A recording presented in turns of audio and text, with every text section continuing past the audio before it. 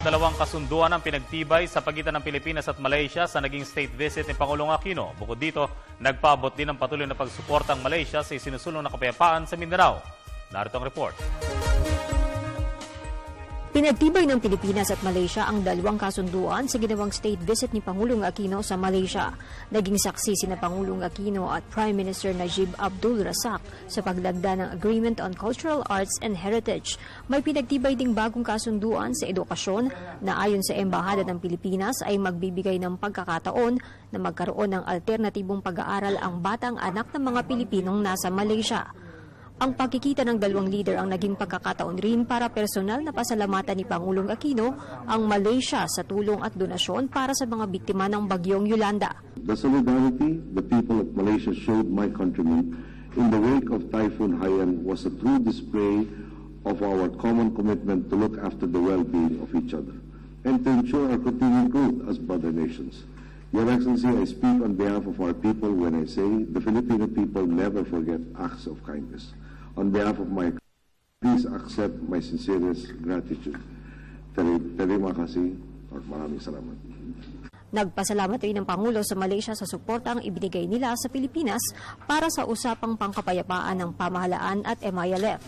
Kasabay nito, inimbitahan ng Pangulo ang Prime Minister na bumalik ng Maynila para sa paglagda ng Comprehensive Agreement on the Bangsamoro matapos makumpleto ang 4 na annexes sa Malaysia. The successful conclusion of the Mindanao peace process finds root in the determination of both our peoples to strengthen the foundations of peace and justice. This makes possible the empowerment of all the peoples of Mindanao. I look forward to welcoming His Excellency in Manila for the signing of the Comprehensive Agreement on the Bangsamoro. Ayon sa Prime Minister, ikinagagalak nila ang naging papel ng kanilang bansa sa pagsuporta ng peace process ng Pilipinas. Kinumpirma niya na dadalo siya sa gagawing paglagda ng kasunduan sa huling linggo ng Marso.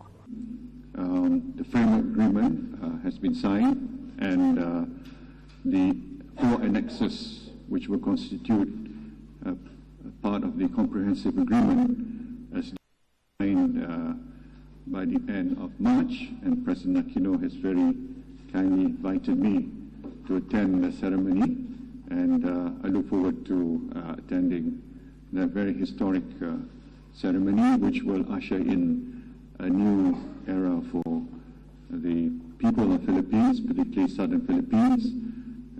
The security and peace of that area will not only benefit the people of Philippines but also Malaysia and the region as a whole. Noong lagdaan ang Bangsamoro Framework Agreement Oktubre taong 2012, pumunta ng Pilipinas ang Prime Minister para maging saksi. Para sa Telebisyon ng Bayan, Eliana Luna, Kuala Lumpur, Malaysia.